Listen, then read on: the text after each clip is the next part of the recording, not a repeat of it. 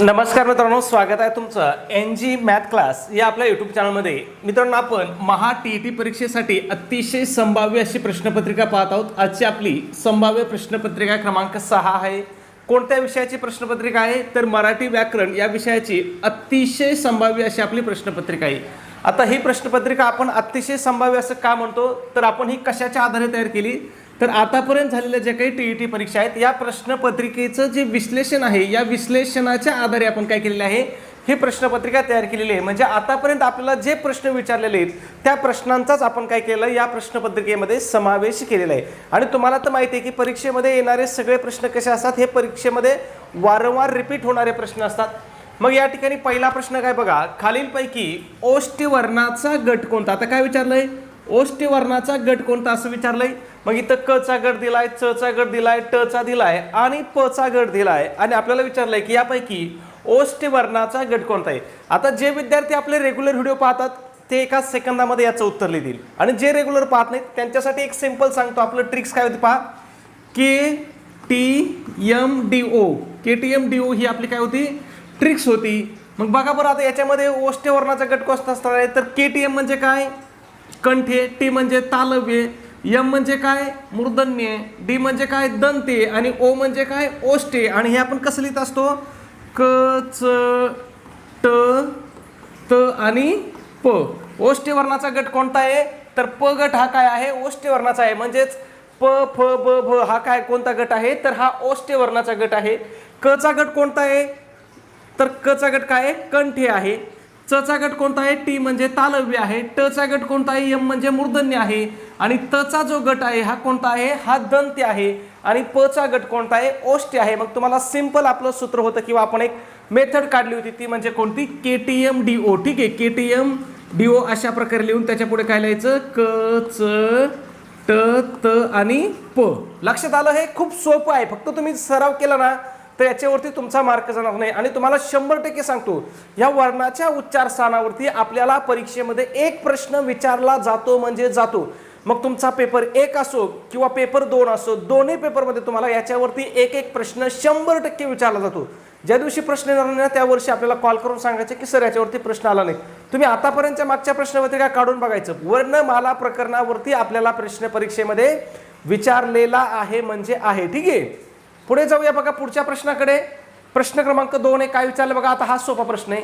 नाव सोनूबाई आणि हाती कथलाचा वाळा. म्हणजे नाव काय आहे, सोनूबाई, आणि हाती काय आहे, कथलाचा वाळा. मग याचा अर्थ काय होतो, नाव मोठे पण लक्षण खोटे. नाव काय आहे, सोनूबाई आहे, म्हणजे सोन्याचं नाव आहे, पण हाती कशाचा वाळा, कथलाचा वाळा. म्हणजेच काय म्हणतो याला आपण, नाव मोठे आणि लक्षण खोटे म्हणतो. सोपा प्रश्न आहे, परंतु आपल्याला परीक्षेमध्ये विचारलेला प्रश्न आहे. ठीक आहे, पुढे जाऊया बघा. 3 नंबर काय विचारलंय, वि.वा. शिरवाडकर हे कोणत्या टोपण नावाने प्रसिद्ध आहेत. आता या वि.वा. शिरवाडकरावरती सुद्धा आपल्याला भरपूर सारे प्रश्न विचारले जातात. मग वि.वा. शिरवाडकर हे कोणत्या नावाने प्रसिद्ध आहेत, हे तुम्हाला सगळ्यांना माहिती आहे. कोणत्या नावाने प्रसिद्ध आहेत ते, तर ते कुसुमाग्रज या नावाने प्रसिद्ध आहेत. मला माहिती आहे तुम्हाला सगळ्यांना या प्रश्नाचं उत्तर येते, पण काय करता, परीक्षेमध्ये आपल्याला विचारलेले प्रश्न आहेत आणि असेच प्रश्न आपल्याला विचारले जातात. ठीक आहे, मग इथं दुसरा प्रश्न असा विचारला जाऊ शकतो तुम्हाला की वि.वा. शिरवाडकर यांचं पूर्ण नाव काय आहे, किंवा कुसुमाग्रज यांचं पूर्ण नाव काय. मग यांचं पूर्ण नाव काय, तर विष्णू वामन शिरवाडकर आहे. त्याच्यानंतर अजून एक महत्त्वाचा प्रश्न विचारला जातो, तो म्हणजे मराठी भाषा गौरव दिन कोणत्या दिवशी साजरा केला जातो. मग मराठी भाषा गौरव दिन कधी साजरा केला जातो, तर तो 27 फेब्रुवारीला साजरा केला जातो. आणि 27 फेब्रुवारीला का साजरा केला जातो, तर 27 फेब्रुवारी हा काय आहे, विष्णू वामन शिरवाडकर म्हणजेच कुसुमाग्रज यांचा काय आहे, जन्मदिवस आहे.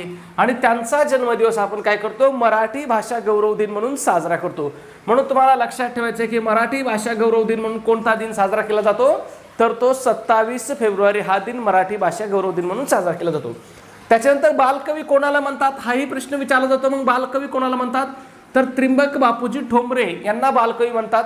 त्याच्यानंतर केशव कुमार कोणाला म्हणतात, हाही प्रश्न वारंवार विचारलेला आहे. मग प्रल्हाद केशव आत्रे यांनाच काय म्हणतात, तर केशव कुमार म्हणतात. आणि बी कोणाला म्हणतात, तर नारायण मुरलीधर गुप्ते यांना बी या नावाने ओळखलं जातं. ठीक आहे, पुढे जाऊया पुढच्या प्रश्नाकडे. प्रश्न क्रमांक 4, गवंडी इमारत बांधतो या वाक्यातील प्रयोग ओळखा. बघा, तुम्हाला वाक्यातला काय ओळखायला सांगितलं आहे, प्रयोग ओळखायला सांगितला. मग तुम्हाला मी आधी काय सांगितलं, तुम्हाला जर वाक्यातला प्रयोग ओळखायचा असेल तर तुम्हाला सगळ्यात आधी कोण ओळखावं लागतो वाक्यातला, कर्ता ओळखावा लागतो. मग या वाक्यामध्ये कर्ता कोण आहे? बांधणारा कोण आहे? तर बांधणारा कोण आहे? गवंडी आहे. मग गवंडी हा काय आहे? कर्ता आहे. गवंडी काय आहे? कर्ता आहे. कर्त्याला प्रत्यय लागलाय का बघा बरं. गवंडी या शब्दाला म्हणजे कर्त्याला प्रत्यय लागलाय का? तर कर्त्याला प्रत्यय लागला नाही. मग तुम्हाला मी काय सांगितलंय, ज्या वेळेस कर्त्याला प्रत्यय नसेल त्यावेळेस कोणता प्रयोग असतो? तर तो कर्तरी प्रयोग असतो. ठीक आहे. मग इथं कर्तरी प्रयोग आहे, त्याच्यानंतर इथं पण काय आहे? कर्तरी प्रयोग आहे. मग हा भावे प्रयोग नाही आणि हा कर्मणी प्रयोग सुद्धा नाही. आपल्याला एवढं तर कळालं की हा कोणता प्रयोग आहे? कर्तरी प्रयोग आहे. मग त्याच्यामध्ये दोन पर्याय आहेत बघा. आता काय आहे? सकर्म कर्तरी आणि अकर्म कर्तरी. मग आता वाक्यामध्ये कर्म आहे का बघा बरं. बांधण्याची क्रिया कोणावर घडती? तर ती इमारतीवर घडती. मग वाक्यामध्ये कर्म कोणतं आहे? तर इमारत हे कर्म आहे. मग वाक्यामध्ये कर्म आहे म्हटलं हा काय झाला? सकर्म कर्तरी प्रयोग झाला. कोणता प्रयोग झाला? सकर्म कर्तरी प्रयोग. किती सोपं आहे प्रयोग ओळखायचं. तुम्हाला फक्त काय बघायचं आहे?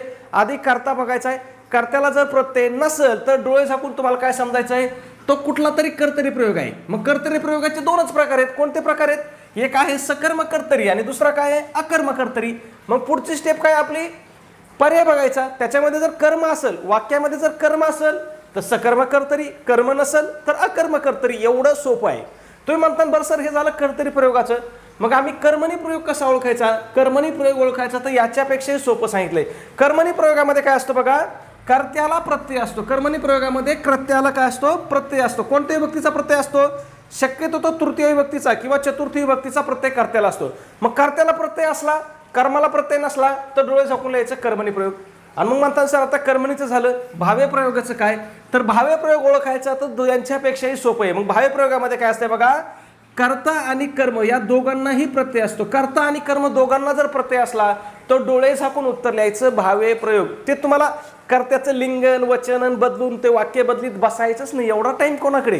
काहीच नाही. तुम्हाला फक्त बघायचं आहे कर्ता कोण आहे कर्म कोण आहे. वाक्यातून तुम्ही आता कर्ता कर्म तर ओळखता येते आपल्याला. ठीक आहे. मग कर्त्याला प्रत्यय असेल आणि कर्माला नसेल तर कोणता प्रयोग? कर्मणी प्रयोग. आणि कर्ता आणि कर्म दोघाला प्रत्यय असेल तर कोणता प्रयोग असतो? भावे प्रयोग असतो. आणि जर कर्त्याला प्रत्यय नसेल तर डोळे झाकून आपल्याला कर्तरी प्रयोग लिहायचा आहे. ठीक आहे. पुढे जाऊया पुढच्या प्रश्नाकडे. 5 नंबर, वाक्यप्रचाराचा योग्य अर्थ सांगा. कानाडोळा करणे. कानाडोळा करणे म्हणजेच काय करणे? दुर्लक्ष करणे. कानाडोळा करणे म्हणजेच काय करणे? दुर्लक्ष करणे. आणि इथे कान टवकारणे पण वाक्यप्रचार आहे. याच्यावरती सुद्धा आपल्याला प्रश्न विचारला होता. मग कान टवकारणे म्हणजे काय? तर सावध होऊन ऐकणे किंवा सावध होणे. ऐकणे जरी नसलं तरी सावध होणे यालाच काय म्हणतात? कान टवकारणे म्हणतात. ठीक आहे. पुढे जाऊया. प्रश्न क्रमांक 6, खालील शब्दामधून भाववाचक नाम नसलेला शब्द ओळखायचा. आता बघा प्रश्न वाचताना व्यवस्थित वाचायचा. काय विचारलंय? खालील शब्दामधून भाववाचक नाम नसलेला शब्द ओळखा. मग बघा कीर्ती आहे, वात्सल्य आहे, गुलामगिरी आणि हुशार. मग यापैकी कोणता शब्द भाववाचक नाम नाही? तर हुशार हा शब्द भाववाचक नाही. मग हुशार हा शब्द भाववाचक नाम नाही. मग ते नेमकं काय आहे बाबा? तर हुशार हा शब्द काय आहे? तर ते विशेषण आहे. काय आहे? विशेषण आहे. ठीक आहे. मग कसं विशेषण आहे बघा. आपण काय म्हणतो? तो मुलगा हुशार आहे किंवा हुशार मुलगा आहे. ठीक आहे. मग हुशार हे काय आहे? तर हे विशेषण आहे. ठीक आहे. आणि या विशेषणापासून भाववाचक नाम जर तयार करायचं असेल तर कोणतं होईल? तर हे जर हुशार या शब्दापासून हुशारी हे भाववाचक नाम तयार होतं. काय होतंय? हुशारी हे काय होतंय? भाववाचक नाम तयार होतंय. मग लक्षात ठेवायचं कीर्ती भाववाचक नाम आहे, वात्सल्य भाववाचक नाम आहे, गुलामगिरी भाववाचक नाम आहे आणि हुशारी हे सुद्धा काय आहे? भाववाचक नाम आहे. परंतु हुशार हे काय आहे? तर ते विशेषण आहे. ठीक आहे. पुढच्या प्रश्नाकडे जाऊ. त्याच्या अगोदर एक छोटीशी पण अतिशय महत्त्वाची अशी सूचना मित्रांनो, आपण महा-TET परीक्षेसाठी अतिशय इम्पॉर्टंट अतिशय महत्त्वपूर्ण अशी टेस्ट सिरीज सुरू केली. आपल्या टेस्ट सिरीजचं वैशिष्ट्य आहे की महा-TETच्या तुमच्या संपूर्ण अभ्यासक्रमावर आधारित अशी आपली टेस्ट सिरीज असणार आहे. मग यामध्ये तुम्हाला काय भेटेल? तर 10 टेस्ट पेपर भेटतील. त्याचबरोबर तुम्हाला आतापर्यंत झालेल्या महा-TETच्या सर्व प्रश्नपत्रिका तुम्हाला या ठिकाणी भेटतील. आता या फक्त प्रश्नपत्रिकाच भेटतील का? तर या तुम्हाला उत्तरासहित भेटतील. म्हणजे याची उत्तर सूची सुद्धा तुम्हाला काय केली जाईल? त्या ठिकाणी पाठवून दिली जाईल. ठीक आहे. उत्तर सूचीसहित तुम्हाला सगळ्या प्रश्नपत्रिका भेटतील. एवढ्या महत्त्वाच्या प्रश्नपत्रिका आहेत. तुम्ही फक्त एवढ्या सगळ्या प्रश्नपत्रिका जरी करून गेलात तरी तुम्ही परीक्षा 100% पास होणार. त्याचबरोबर आपण रिस्क नको म्हणून काही IMP नोट सुद्धा देतोय तुम्हाला अभ्यास करण्यासाठी. मग त्यामध्ये मराठी असेल, हिंदी असेल, इंग्रजी असेल, मानसशास्त्र असेल, इतिहास असेल, भूगोल असेल, गणित बुद्धिमत्ता असेल, ह्या सगळ्या विषयाच्या अतिशय IMP नोट सुद्धा आपण तुम्हाला देत आहोत. त्याचबरोबर इयत्ता 4थी ते 8वीच्या सुद्धा आपण तुम्हाला नोट्स देतोय. मग इयत्ता 4थी ते 8वीचे जे आपले शालेय पुस्तक आहेत त्याच्यात सुद्धा IMP नोट्स असतील. मग 4थी ते 8वीचा इतिहास असेल, भूगोल असेल, राज्यशास्त्र असेल, विज्ञान असेल, ह्या सगळ्या विषयांच्या तुम्हाला नोट्स दिल्या जातील. मग परीक्षेमध्ये जर तुम्ही एवढाच अभ्यास केला तरी तुम्हाला किती मार्क पडतील, तर तुम्हाला त्या ठिकाणी 100 पेक्षा जास्त मार्क काय होणार, 100% पडणार. म्हणजे तुम्ही पहिल्याच प्रयत्नामध्ये काय होणार, परीक्षा पास होणार. मग याची किंमत किती मित्रांनो, तर फक्त 200 रुपये किंमत आहे. पण त्याच्यामध्ये सुद्धा विद्यार्थ्याच्या मागणीस आपली ऑफर चालू आहे. मग ऑफरनुसार जर तुम्ही आपली टेस्ट सिरीज आज जर टेस्ट सिरीज घेतली तर ती तुम्हाला फक्त आणि फक्त किती रुपयाला भेटणार आहे, 139 रुपयाला तुम्हाला ही टेस्ट सिरीज भेटणार आहे. मग हे 139 रुपये पाठवण्यासाठी तुम्हाला काय करायचं आहे, तर तुम्हाला व्हॉट्सअपला मेसेज करायचा आहे. आपला व्हॉट्सअप नंबर कोणता आहे, तर 77 75 88 12 88 हा आपला व्हॉट्सअप नंबर आहे. त्याच्यावरती तुम्हाला मेसेज करायचा आहे की सर आम्हाला स्कॅनर पाठवा किंवा QR कोड पाठवा, असं तुम्हाला मेसेज करायचा आहे. तुम्हाला त्या ठिकाणी स्कॅनर पाठवलं जाईल. त्या स्कॅनरवरती तुम्हाला काय करायचं आहे, फक्त आणि फक्त 139 रुपये पे करायचे आहेत. किती रुपये पे करायचे आहेत, 139 रुपये. बऱ्याच जणांचं काय होतं की सरना स्कॅनरवरती पैसे पाठवता येत नाहीत. मग तुम्ही डायरेक्ट गुगल पे किंवा फोनपे केला तरी चालेल. फक्त गुगल पे फोनपेचा नंबर कोणता आहे आपला व्यवस्थित लक्षात घ्या, 96 89 14 16 30 हा आपला गुगल पे फोनपे नंबर आहे. या नंबरवरती 139 रुपये पे करा किंवा स्कॅनरवरती 139 रुपये पे करा आणि पैसे पाठवल्यावर तुम्हाला काय करायचं आहे, त्याचा एक स्क्रीनशॉट काढायचा आहे आणि तो स्क्रीनशॉट मला व्हॉट्सअपला पाठवायचा आहे. व्हॉट्सअप नंबर कोणता आहे आपला, 77 75 88 12 88 हा आपला व्हॉट्सअप नंबर आहे. व्हॉट्सअपवरती तुमचा स्क्रीनशॉट मिळाल्याबरोबर तुम्हाला 5 मिनिटाच्या आतमध्ये संपूर्ण स्टडी मटेरियल काय केलं जाईल, PDF फाईलच्या स्वरूपामध्ये व्हॉट्सअपवरतीच पाठवून दिलं जाईल. ठीक आहे, जाऊया आपल्या पुढच्या प्रश्नाकडे, कारण जास्त वेळ घेणार नाही. खालीलपैकी अचूक जोड शब्द किंवा अचूक संधी झालेला पर्याय कोणता. आता बघा, अचूक विचारलाय म्हणजे कोणता पर्याय विचारलाय, तर बरोबर पर्याय विचारला. हे लक्षात घ्या. बऱ्याच वेळेस अचूक अयोग्य याच्यामध्ये विद्यार्थ्याचा गोंधळ होतो. तुमचा तसा गोंधळ होऊन द्यायचा नाही. अचूक म्हणजे कोणता पर्याय ओळखायचा आपल्याला, बरोबर पर्याय ओळखायचा असतो. ठीक आहे, आणि ज्यावेळेस अयोग्य विचारतील त्यावेळेस कोणता पर्याय ओळखायचा असतो आपल्याला, तर त्यावेळेस आपल्याला चुकीचा पर्याय ओळखायचा असतो. मग हा दोन्ही मधला फरक लक्षात ठेवायचा. ठीक आहे, मग बघा, कवी अधिक ईश्वर कवीश्वर, महा अधिक उत्सव महोत्सव, सु अधिक अल्प सुअल्प आणि मत अधिक ऐक्य मतैक्य. मग तुम्हाला ज्यावेळेस मराठी व्याकरणाचे प्रश्न सोडवायचे त्यावेळेस प्रश्न सोडवताना तुम्हाला मेंदू जागेवर ठेवायचा आहे. प्रश्न बारकाईने वाचायचे, कारण मराठी व्याकरणाचे प्रश्न काय असतात, सोपे असतात, तुलनेने सोपे असतात.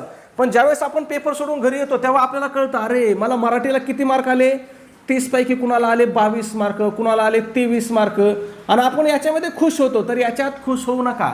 मराठीमध्ये तुम्हाला किती मार्क आले पाहिजे 30 पैकी, तर तुम्हाला 30 पैकी कमीत कमी 28 किंवा 29 आणि शक्यतो तर 30 पैकी 30 मार्क सुद्धा मराठीमध्ये मिळतात.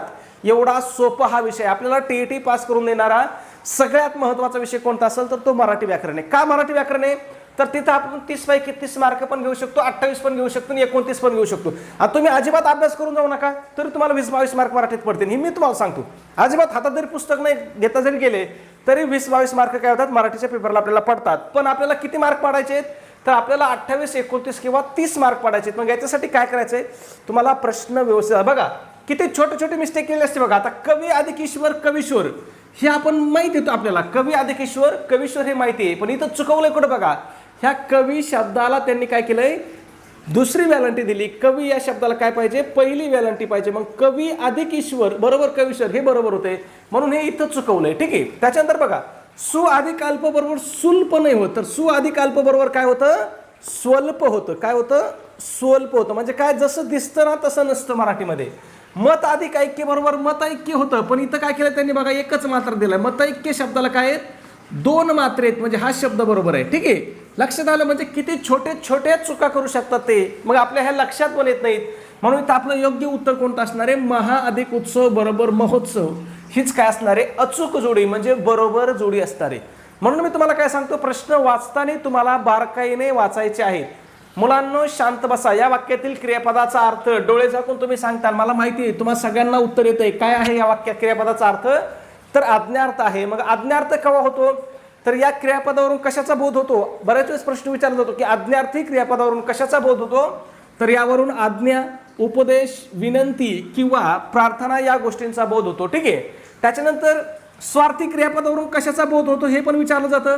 मग स्वार्थी क्रियापदावरून केवळ कशाचा बोध होत असतो, तर केवळ काळाचा बोध होतो, हे पण लक्षात ठेवायचं. त्याच्यानंतर विद्यार्थी क्रियापदावरून कशाचा बोध होतो, तर विद्यार्थी क्रियापदावरून कर्तव्य, योग्यता किंवा इच्छा याचा बोध काय होत असतो, विद्यार्थी क्रियापदावरून असतो. आणि ही विद्यार्थी क्रियापद ओळखायची तुम्हाला सिंपल ट्रिक सांगितलेली मी, कोणती आहे तर क्रियापदाच्या शेवटी काय असतंय, वा वी वे असते. क्रियापदाच्या शेवटी जर वा वे असेल तर ते क्रियापद काय असतंय, विद्यार्थी क्रियापद असते. आणि संकेतार्थामध्ये काय अशाचा बोध होतो, तर याच्यामध्ये अटीचा बोध असतो. मग हे जर तर जेव्हा तेव्हा अशा प्रकारचं वाक्य असेल तर ते क्रियापद काय असतं, संकेतार्थी क्रियापद असते. ठीक आहे, पुढे जाऊया. प्रश्न क्रमांक 9, अर्जुनाने बाणाने मासा मारला या वाक्यातील बाणाने या शब्दाची विभक्ती ओळखा. आता बाणाने या शब्दाला कोणता विभक्ती प्रत्यय लागलाय, तर ने हा विभक्ती प्रत्यय लागलाय. मग ने हा विभक्ती प्रत्यय कोणाचा आहे, तर तो तृतीय विभक्तीचा प्रत्यय आहे. इथं अजून एक प्रश्न विचारला जातो की तृतीय विभक्तीचा कारकार्थ कोणता आहे, तर तृतीय विभक्तीचा कारकार्थ कोणता आहे, तर करण हा तृतीय विभक्तीचा कार्यकर्ता आहे. त्याच्यानंतर बाकीचे पर्याय बघा द्वितीय आहेत. मग द्वितीय विभक्तीचे प्रत्यय कोणते आहेत, तर द्वितीय विभक्तीचे प्रत्यय सोपे आहेत. कोणते आहेत, स लाते, स ला नाते. आणि द्वितीय विभक्तीचा कारकार्थ काय असतो, तर तो कर्म असतो. त्याच्यानंतर चतुर्थी विभक्तीचे प्रत्यय काय आहेत, तर बघा द्वितीय विभक्ती आणि चतुर्थी विभक्ती या दोघांचे प्रत्यय काय आहेत, सारखेच आहेत. प्रश्न याच्यावरती सुद्धा विचारला जातो की कोणत्या दोन विभक्तीचे प्रत्यय सारखे आहेत. मग द्वितीय आणि चतुर्थी या विभक्तींचे प्रत्यय सारखेच आहेत, फक्त काय वेगळं आहे, तर त्यांचा कारकार्थ वेगळा आहे, हे लक्षात घ्या. मग द्वितीय विभक्तीचा कारकार्थ काय असतो, तर कर्म असतो. आणि चतुर्थी विभक्तीचा कारकार्थ काय असतो, तर संप्रदान असतो. आणि पंचमी विभक्तीचे प्रत्यय काय आहेत, तर ऊन हून हे पंचमी विभक्तीचे प्रत्यय आहेत. आणि पंचमी विभक्तीचा कारकार्थ काय असतो, अपादान असतो. मग तुम्हाला विभक्ती प्रकरणाचा अभ्यास करताना काय करायचं, तुम्हाला प्रत्यय पण लक्षात ठेवायचे आहेत आणि त्या विभक्तीचे कारकार्थ पण लक्षात ठेवायचे आहेत, कारण आपल्याला दोन्हीवरती प्रश्न विचारला जातो. मग तृतीय विभक्तीचा कारकार्थ कोणता आहे असा प्रश्न विचारला जातो, तर तृतीय विभक्तीचा कारकार्थ कोणता आहे, करण आहे. द्वितीय विभक्तीचा कारकार्थ कोणता प्रश्न विचारला जातो, तर काय आहे, कर्म आहे. चतुर्थी विभक्तीचा कारकार्थ कोणता आहे, संप्रदान आहे. आणि पंचमी विभक्तीचा कारकार्थ कोणता आहे, अपादान आहे. हे सगळं आपल्याला परीक्षेत विचारलं जातं.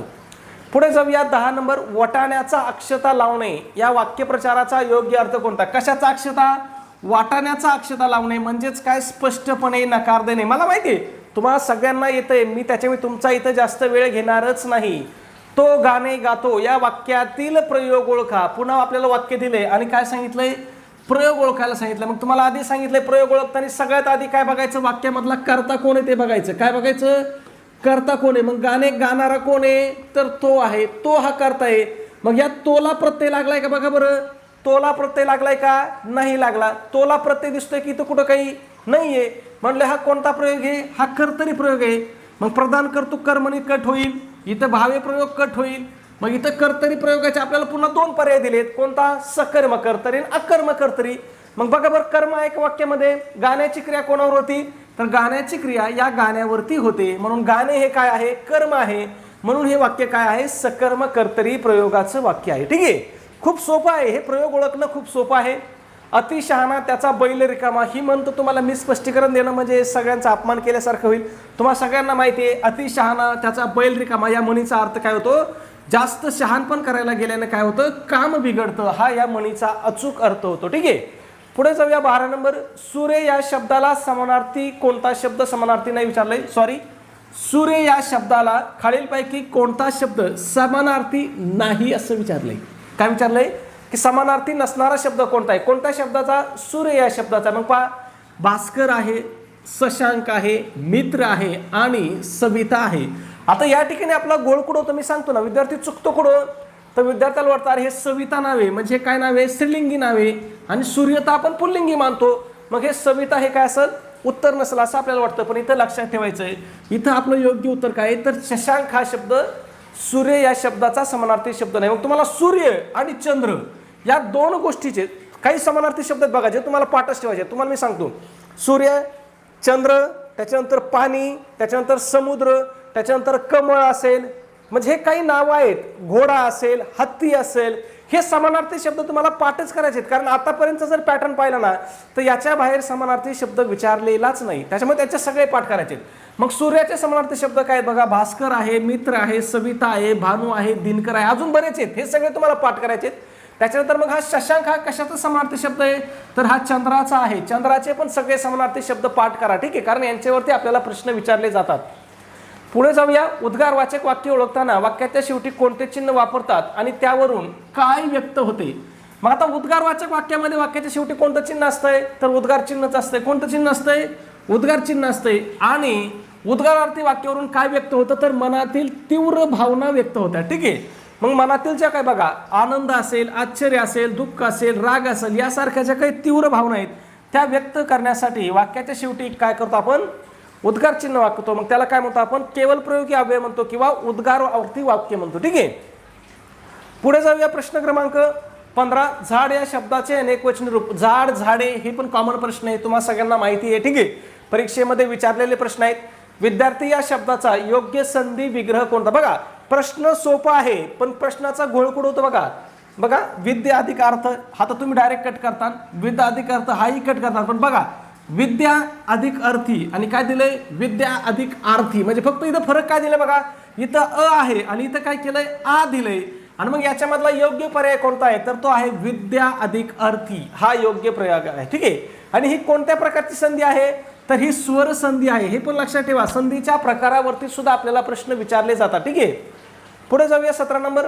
मुलांनी पालकांना मान द्यावा या वाक्यातील प्रयोग कोणता आहे. काय विचारलंय की मुलांनी पालकांना मान द्यावा. बघा आता बघा या वाक्यातला कर्ता कोण आहे, मुलांनी कर्ता आहे. त्याला प्रत्यय आहे का बाबा तर प्रत्यय आहे. मुलांनी या वाक्याला काय आहे प्रत्यय आहे. मग प्रत्यय आहे म्हटलं हा कर्तरी प्रयोग तर नाहीच, कारण कर्तरी प्रयोगामध्ये काय असतो प्रत्यय नसतो. पण इथं प्रत्यय आहे म्हटलं हा कर्तरी नाही, कर्तरी कट झाला. त्याच्यानंतर कर्म बघू, पालकांना कर्माला सुद्धा काय आहे प्रत्यय आहे. मग कर्त्याला प्रत्यय आहे, कर्माला प्रत्यय आहे म्हटलं हा कोणता प्रयोग आहे हा भाव्य प्रयोग आहे. लक्षात आलं. जर कर्त्याला प्रत्यय असता आणि कर्माला नसता तर मग हा कर्मणी प्रयोग असता, आणि जर कर्त्याला प्रत्यय नसता तर हा कर्तरी प्रयोग असता. ठीक आहे. एवढं सोपं आहे, लक्षात ठेवा. पुढे जाऊया. समुद्राने अथांग रूप धारण केले या वाक्यातील विशेषण ओळखा. बघा समुद्राने अथांग रूप धारण केले या वाक्यातलं विशेषण कोणतं आहे तर अथांग हे विशेषण आहे. अथांग हे विशेषण कोणत्या शब्दाबद्दल किंवा कोणत्या नामाबद्दल अधिक माहिती देत आहे तर ते रूप या नामाबद्दल अधिक माहिती देते. मग या वाक्यामध्ये नाम कोणते आहेत तर समुद्र पण नाम आहे आणि रूप पण नाम आहे, आणि रूप या नामाबद्दल विशेष माहिती देणारा शब्द कोणता आहे तर अथांग आहे. म्हणून अथांग हा काय या वाक्यामध्ये विशेषण आहे. पुढे जाऊया 19 नंबर. दिगंबर हा शब्द कोणत्या संधीचं उदाहरण आहे. बघा संधीच्या प्रकारावरती सुद्धा प्रश्न विचारले जातात. मग दिगंबर म्हणजेच काय दिक अधिक अंबर. बघा दिगंबरची फोड आपण काय करतो दिक अधिक अंबर करतो. मग दिक अधिक अंबर म्हणजे काय क अधिक अ आले म्हणजेच काय मिसळलंय व्यंजन अधिक स्वर मिसळलाय. काय व्यंजन अधिक स्वर एकत्र आलाय. मग ज्यावेळेस व्यंजन अधिक स्वर एकत्र होतो त्यावेळेस कोणती संधी होते व्यंजन संधी होते. व्यंजन अधिक स्वर एकत्र आल्या काय होती व्यंजन संधी होते. मग व्यंजन संधी म्हणजे काय बघा जेव्हा संधी होताना एकमेका शेजारी येणाऱ्या दोन वर्णापैकी पहिला वर्ण काय असतो तर पहिला वर्ण व्यंजन आणि दुसरा वर्ण काय व्यंजन किंवा स्वर असतो, त्यावेळेस कोणती संधी होते तर त्यावेळेस स्वर संधी होते. हे लक्षात ठेवायचं. म्हणजे पहिला वर्ण काय असतो व्यंजन असतो आणि दुसरा वर्ण काय असतो व्यंजन किंवा स्वर दोन्हीपैकी एक असतो, त्यावेळेस कोणती संधी होते व्यंजन संधी होते. मग बाकीचे पर्याय सुद्धा महत्वाचे आहेत आपल्याला. स्वर संधी कधी होते बाबा तर स्वर संधी कधी होते पहा जेव्हा एकमेका शेजारी येणारे दोन्ही वर्ण हे काय असतील स्वर असतील. म्हणजेच काय स्वर अधिक स्वर, स्वर अधिक स्वर जर आलं तर कोणती संधी होते तर स्वर संधी होते. स्वर अधिक स्वर असले तर कोणती संधी होते स्वर संधी होते. मग उदाहरण बघा सूर्य अधिक असतं बरोबर काय सूर्य असतं बघा इथं अ अधिक अ एकत्र आले आणि काय झाला आ झाला. मग इथं कोणती संधी आहे स्वर संधी आहे. का तर स्वर अधिक स्वर दोन्ही काय झालेत एकत्र आलेत. त्याच्यानंतर विसर्ग संधी कधी होते बघा तर एकत्र येणाऱ्या वर्णातील पहिला वर्ण काय असतो विसर्ग असतो आणि दुसरा वर्ण काय असतो स्वर किंवा व्यंजन असतो, तेव्हा काय होते विसर्ग संधी होते. मग उदाहरण बघा दुर्जन दु अधिक जन म्हणजे काय झालं इथं विसर्ग अधिक काय झालं आता इथं विसर्ग अधिक जन म्हणजे काय आलंय विसर्ग अधिक व्यंजन आलंय. मग विसर्ग अधिक व्यंजन किंवा स्वर जरी आला तरी कोणती संधी होते तर व्यंजन संधी होते. ठीक आहे. पूर्वरूप संधी आता ही मराठीचा विशेष संधी प्रकार आहे. मराठीचे विशेष संधी प्रकार कोणते आहेत दोन आहेत पूर्वरूप संधी आणि पररूप संधी. ठीक आहे. मग जेव्हा दोन स्वर एकमेकासमोर येतात तेव्हा पहिला स्वर म्हणजेच पूर्वरूप स्वर तसाच राहतो आणि दुसऱ्या स्वराचा लोप होतो, त्यालाच काय म्हणतात पूर्वरूप संधी म्हणतात. मग बघा खिडकी खिडकीत आणि आत. ठीक आहे. खिडकी अधिक आत म्हणजेच काय ही पूर्वरूप संधीचं उदाहरण आहे. ठीक आहे. पुढे जाऊया. एक छोटीशी पण अतिशय महत्त्वाची अशी सूचना मित्रांनो, आपण महा टी परीक्षा 2026 साठी अतिशय इम्पॉर्टंट, अतिशय महत्त्वपूर्ण असा रेकॉर्डेड कोर्स या ठिकाणी आपण सुरू केलेला आहे. परीक्षेसाठी आता दिवस सोपे आहेत. मग परीक्षा शेवटच्या दिवसामध्ये काय करायचंय, तर फक्त आपला एवढा कोर्स करा, तुम्ही 100% परीक्षा काय होणार, पास होणार. का पास होणार, तर याच्यामध्ये आपण कोणत्या विषयाची तयारी करून घेणार आहे, तर याच्यामध्ये मोजक्याच विषयाची. आता बघा 1 महिना परीक्षेला बाकी आहे, याच्यामध्ये सगळे विषय तर एका महिन्यामध्ये होणं शक्य नाही. मग इथं 2 विषयावरतीच फोकस करा. कोणत्या 2 विषयावरती, तर बालमानसशास्त्र व अध्यापनशास्त्र आणि मराठी व्याकरण या 2 विषयावरतीच काय करायचं, आपल्याला फोकस करायचा आहे. का या 2 विषयावरतीच फोकस करायचा आहे, कारण हे दोन्ही विषय काय आहेत, आपल्याला पैकीच्या पैकी मार्क मिळवून देणारे विषय. तुम्हाला मी सांगितलं, तुम्ही जर मराठीची व्यवस्थित तयारी केली, आपला जर कोर्स घेतला, तर तुम्हाला किती मार्क पडतील मराठीमध्ये, 28 किंवा 29 मार्क मराठीमध्ये पडतील. आणि बालमानसशास्त्रामध्ये किती मार्क पडतील तुम्हाला, 25 किंवा 26 मार्क आपल्या बालमानसशास्त्रात तुम्हाला कोर्समधून पडतील. म्हणजे इथं जर 25 पडले किंवा 26 पडले, तिथं 28-29 पडले, तर तुम्हाला 60 पैकी किती मार्क पडतील, तुम्हाला 50 पेक्षा जास्त म्हणण्यापेक्षा किती मार्क पडतील, तुम्हाला 54 मार्क पडतील किंवा 55 मार्क पडतील. आणि जर 54 किंवा 55 मार्क जर या 2 विषयामध्येच आले, तर तुम्ही परीक्षा डोळे झाकून पास होत आहे. कसं पास होत आहे, आपल्याला परीक्षा पास व्हायला 90 मार्क लागतात. जर आपल्याला ऑलरेडी 55 मार्क जर इथं आले, तर आपल्याला किती मार्क पाडायचे खाली, फक्त आपल्याला 35 मार्क पाडायचे. किती मार्क पाडायचे, 35 मार्क. किती प्रश्नापैकी 35 मार्क पाडायचे, तर 90 प्रश्नापैकी. किती पैकी, 90 पैकी आपल्याला काय करायचे, 35 प्रश्न बरोबर आणायचे. मग 90 पैकी 35 प्रश्न आपण डोळे झाकून जरी सोडले, तरी 90 पैकी आपले काय होतात, 35 प्रश्न त्या ठिकाणी बरोबर येतात. म्हणून या 2 विषयाची तयारी करा, तुम्ही परीक्षा सहज पास होऊन जाताल. ठीक आहे. मग या बॅचचं स्वरूप काय असणार आहे, तर प्रत्येक प्रकरणानुसार तुम्हाला लेक्चर असतील, त्याच्यानंतर प्रत्येक प्रकरणानुसार तुम्हाला स्पेशल नोट्स असतील, आणि प्रत्येक प्रकरणानुसार तुम्हाला काय असेल त्या ठिकाणी ऑनलाईन टेस्ट सिरीज सुद्धा तुम्हाला त्या ठिकाणी दिली जाईल. ठीक आहे. मग हा कोर्स आपला कोणासाठी उपयुक्त असणार आहे, ज्यांना पेपर 1 द्यायचा आहे त्यांच्यासाठी सुद्धा, आणि ज्यांना पेपर 2 द्यायचा आहे त्यांच्यासाठी सुद्धा हा कोर्स अतिशय उपयुक्त असा आपला कोर्स असणार आहे. मग याची किंमत किती आहे, तर याची किंमत फक्त 1000 रुपये किंमत आहे. पण त्याच्यामध्ये सुद्धा स्पेशल ऑफर चालू आहे. जर तुम्ही आज आपला कोर्स जॉईन केला, तर स्पेशल ऑफरनुसार तुम्हाला तो फक्त आणि फक्त 499 रुपयाला तुम्हाला हा कोर्स भेटेल. मग हे पेमेंट कुठं करायचं आहे तुम्हाला, ते ॲप्लिकेशनमध्ये पेमेंट करायचं आहे. ॲप्लिकेशनमध्ये तुम्हाला किती रुपये पेमेंट करावं लागतं, 523 रुपये पेमेंट करावं लागतं. का पेमेंट करावं लागतं, तर 24 रुपये काय होतात, ॲप्लिकेशनचे 24 रुपये त्या ठिकाणी वाढतात. 499 आपली फी आहे, GST वगैरे त्याच्यावर 24 रुपये लागून असे तुम्हाला 523 रुपये ॲप्लिकेशनमध्ये पेमेंट करावं लागतं. किंवा तुम्ही डायरेक्ट जर गुगल पे किंवा फोनपे केला कोणत्या नंबरवरती, या नंबरवरती, तर तुम्हाला किती पेमेंट करायचं आहे, फक्त आणि फक्त 499 पेमेंट करायचं. या ठिकाणी तुम्हाला GST लागत नाही. मग 499 रुपये तुम्ही पे करायचे. तुम्हाला ॲप्लिकेशन कुठं भेटेल, तर तुम्हाला ते प्ले स्टोअरला आहे. ॲप्लिकेशनचं नाव आहे पहा आपल्या NG क्लासेस. किंवा तुम्ही व्हॉट्सअपला जर मला मेसेज केला 77 75 88 12 88 या नंबरवरती व्हॉट्सअपला मेसेज केला की सर आम्हाला ॲप्लिकेशनची लिंक पाठवा, तर त्या ठिकाणी सुद्धा तुम्हाला काय केलं जाईल, ॲप्लिकेशनची लिंक पाठवून दिली जाईल. ठीक आहे. पुढे जाऊया. प्रश्न क्रमांक 20. उंट या प्राण्याच्या मादीला काय म्हणतात. मग उंट या प्राण्याच्या मादीला काय म्हणतात, तर सांडणी म्हणतात. कॉमन प्रश्न आहे, तुम्हाला सगळ्यांना माहिती आहे, हे मला पण माहिती आहे. ठीक आहे. पुढे बघा 21 नंबर. पक्षी हवेत उडाला या वाक्यातील क्रियापदाचा प्रकार कोणता. आता इथं पुन्हा काय केलं, आपल्याला क्रियापदाच्या प्रकारावरती प्रश्न विचारलाय. ऑप्शन काय दिलेत बघा, सकर्म, अकर्म, द्विकर्म आणि संयुक्त क्रियापद. मग बघा उडणारा कोण आहे, तर हवेत उडणारा पक्षी आहे. हवेत उडण्याची क्रिया कोणावर झाली, पक्षावर झाली. म्हणजे या वाक्यामध्ये कर्ता आहे, पण कर्म आहे का, तर कर्म नाही. हवेत हे कर्म नाही. या वाक्यामध्ये फक्त कर्ता आहे, कर्म नाही. म्हणून हे कोणतं क्रियापद आहे, तर हे अकर्म क्रियापद आहे, कारण वाक्यामध्ये कर्म दिलेलं नाही. सकर्म क्रियापद काय, जर वाक्यामध्ये कर्म असतं तर हे सकर्म क्रियापद झालं असतं. ठीक आहे. आणि द्विकर्म क्रियापद कधी होतं, जर वाक्यामध्ये 2 कर्म असले तर काय होतं, द्विकर्म क्रियापद होतं. आणि संयुक्त क्रियापद म्हणजे काय, 2 शब्दांनी जर क्रियेचा अर्थ पूर्ण होत असेल तर त्याला आपण काय म्हणतो, संयुक्त क्रियापद म्हणतो. ठीक आहे. पुढे जाऊया. उदाहरण प्रश्न क्रमांक 22. रस ओळखा. डोळे हे जुलमी गडे रोखून पाहू नका हे वाक्य दिले आणि या वाक्यामध्ये कोणता रस आहे हे आपल्याला ओळखायला सांगितले. मग या वाक्यामध्ये कोणता रस आहे, तर या ठिकाणी शृंगार रस आहे. कोणता रस आहे, शृंगार रस आहे. मग शृंगार रस कधी होतं पहा, तर ज्यावेळेस स्त्री आणि पुरुषामधलं प्रेम, आकर्षण किंवा सौंदर्याचं वर्णन जिथे असतं तिथं काय होतं, शृंगार रस होते. लक्षात ठेवायचा. या रसावरती आपल्याला एक प्रश्न 100% TET परीक्षेला विचारला जातो. त्याच्यानंतर वीर रस कधी होतो, तर जिथं उत्साह असेल किंवा पराक्रम असेल तेव्हा कोणता रस असतो, वीर रस असतो. करुण रस कधी असतो, तर जिथं शोक किंवा दुःख दाखवलं असेल तिथं करुण रस असतो. आणि हास्यरस कधी असतो तर विचित्र गोष्टींनी जेव्हा हसू येतं तेव्हा त्या ठिकाणी काय असतो, हास्यरस असतो. हे लक्षात ठेवायचं. मराठीमध्ये एकूण रस किती आहेत, 9 रस आहेत, हे पण लक्षात ठेवा. आणि कोणत्या रसाचा भाव काय आहे हे पण लक्षात ठेवायचे.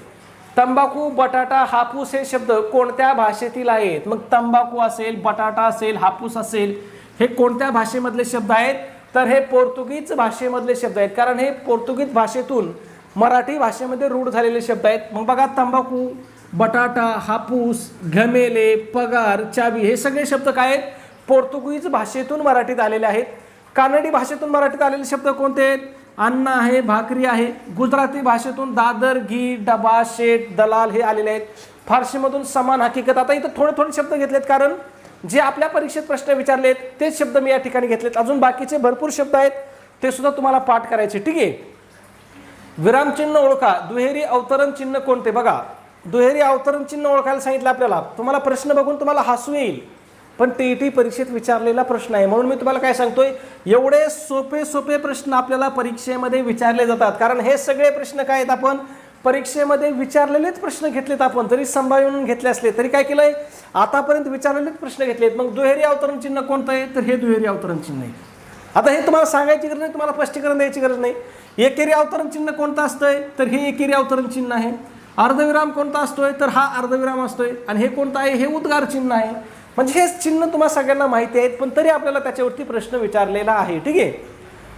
आशुतोषने चित्र काढले, या वाक्यातील काळ ओळखा. आशुतोषने चित्र काढले असेल. बघा, असेल या शब्दावरून मला काय कळालं की हा भविष्यकाळ आहे. असेल या शब्दावरून काय कळालं, भविष्यकाळ आहे. मग हा पर्याय कट होईल. इथं साधा भविष्यकाळ आहे, इथं पूर्ण भविष्यकाळ आहे. हा भूतकाळाचा पर्याय कट होईल. ठीक आहे.